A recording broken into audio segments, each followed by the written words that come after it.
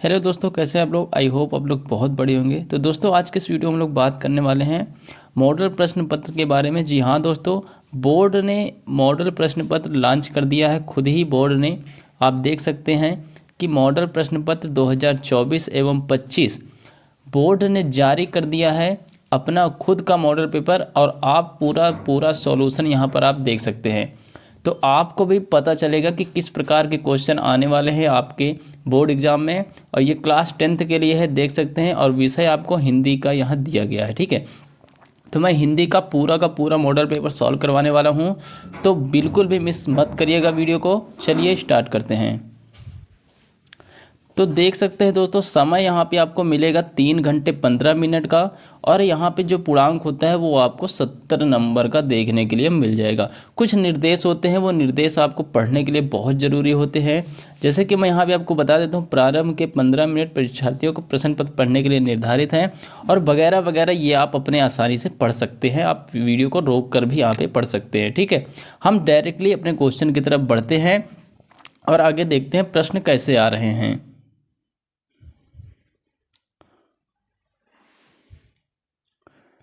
तो दोस्तों, देख सकते हैं 2 विकल्प में आपको प्रश्न पूछे जाते हैं, 2 खंड में, जैसे कि खंड आ और खंड बा।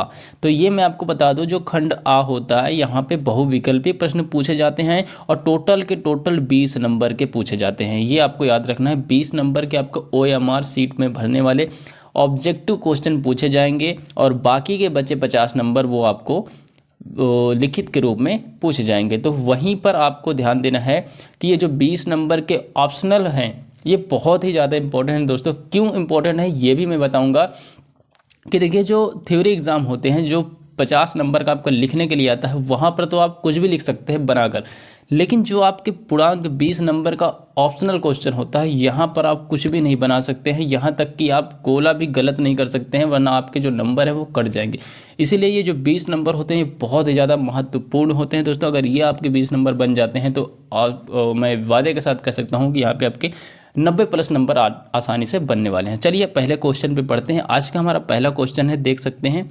प्रश्न नंबर पहला है, बाबू गुलाब राय किस युग के लेखक हैं।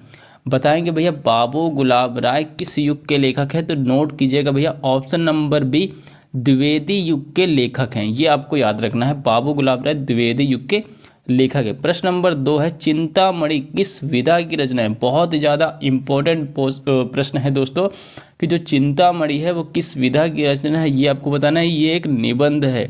क्या है भैया, निबंध है। और किसकी है, आचार्य रामचंद्र शुक्ल जी की है। किसकी है, आचार्य रामचंद्र शुक्ल जी की ये निबंध है। ये आपको याद रखना है। प्रश्न नंबर तीसरा है हमारा, गबन किसकी रचना है। तो गबन किसकी रचना है, बताएंगे भैया, मुंशी प्रेमचंद की रचना है गबन।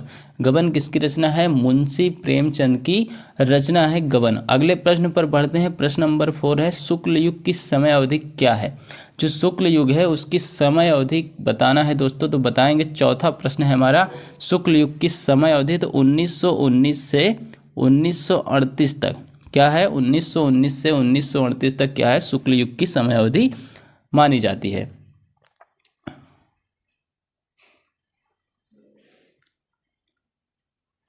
अगला प्रश्न है हमारा, प्रश्न नंबर 5, नीड़ का निर्माण फिर किस विधा की रचना है। बताएंगे दोस्तों, जो नीड़ का निर्माण फिर किस विधा की रचना है, ये आपको बताना है। प्रश्न नंबर 5 बहुत ही इंपॉर्टेंट है। तो आत्मकथा यहाँ पर आपका बिल्कुल राइट आंसर हो जाएगा। नीड़ का निर्माण फिर आत्मकथा है, ये आपको याद रखना है। अगला प्रश्न है, छठा प्रश्न है, प्रिय प्रवास किस युग की रचना है। तो प्रिय प्रवास जो है वो किस युग की रचना है भैया, द्विवेदी युग की। किस युग की रचना है, द्विवेदी युग की रचना है। याद कीजिएगा, बहुत ही ज़्यादा इंपॉर्टेंट प्रश्न है। 7वां प्रश्न है हमारा, मधुशाला किसकी रचना है। तो बताएंगे, जो 7वां प्रश्न है वो मधुशाला किसकी रचना है। तो option number C, Harivansh Rai Bachchan.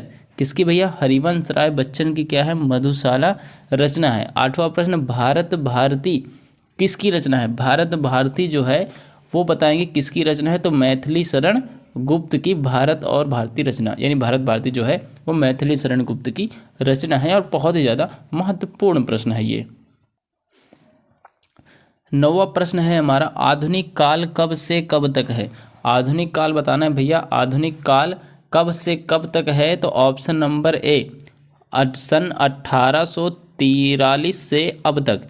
आप जान सकते हैं जो आधुनिक काल होता है, ठीक है, आधुनिक काल जो होता है वो 1843 से अब तक माना जाता है।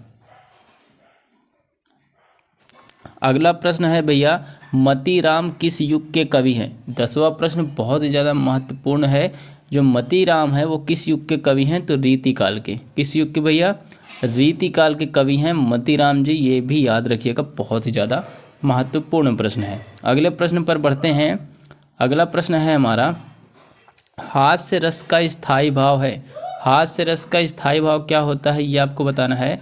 तो हास्य रस का स्थायी भाव हास होता है। मुझे कमेंट करके बताइए कि जो शोक है वो किसका स्थायी भाव माना जाता है, ये आपको बताना है, ठीक है। अगले प्रश्न पर बढ़ते हैं। अगला प्रश्न है हमारा प्रश्न नंबर 12, सोवत ओढ़े पीत पट श्याम सलोने गात, मनो नील मणिशैल पर आतप परयो प्रकाश। उपयुक्त पंक्ति में कौन सा अलंकार है, ये आपको बताना है। बहुत ही ज़्यादा महत्वपूर्ण प्रश्न दोस्तों। अलंकार आपको बताना है तो आसानी से आप बता सकते हैं कि इसमें उत्प्रेक्षा अलंकार है। कौन सा अलंकार है, उत्प्रेक्षा अलंकार है। ऑप्शन नंबर बी ये आपका बिल्कुल राइट हो जाएगा।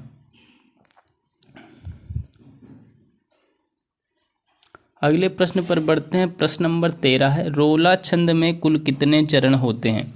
बताएंगे रोला छंद में कुल कितने चरण होते हैं, तो 4 चरण होते हैं। कितने भैया, 4 चरण होते हैं। और इनमें कितनी मात्राएं होती हैं, वो 24 मात्राएं होती है। ये भी आप नोट कीजिएगा, ठीक है। कितनी मात्राएं होती हैं, 24 मात्राएं होती हैं। विषम में की बात करें तो वो आप कमेंट में बताएंगे, विषम में कितनी मात्राएं होती है वो आपको बताना है कमेंट में, ठीक है।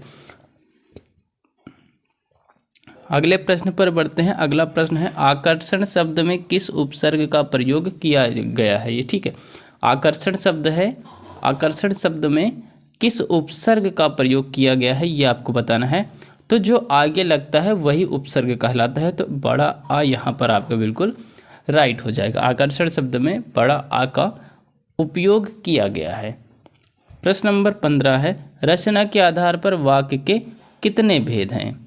बताएंगे, रचना के आधार पर वाक्य के 3 भेद होते हैं, ये आपको याद रखना है। कितने भेद होते हैं, 3 भेद होते हैं रचना के आधार पर। अगला प्रश्न है भैया, अगला प्रश्न है, पीताम्बर में कौन सा समास है।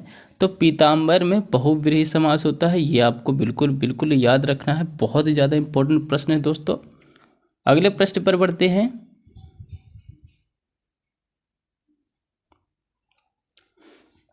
अगला प्रश्न है हमारा, आंसू का तत्सम रूप है। आंसू का तत्सम रूप इसमें से कौन सा है, ये आपको बताना है। तो इन चारों में से जो आंसू का तत्सम रूप होता है वो होता है अश्रु।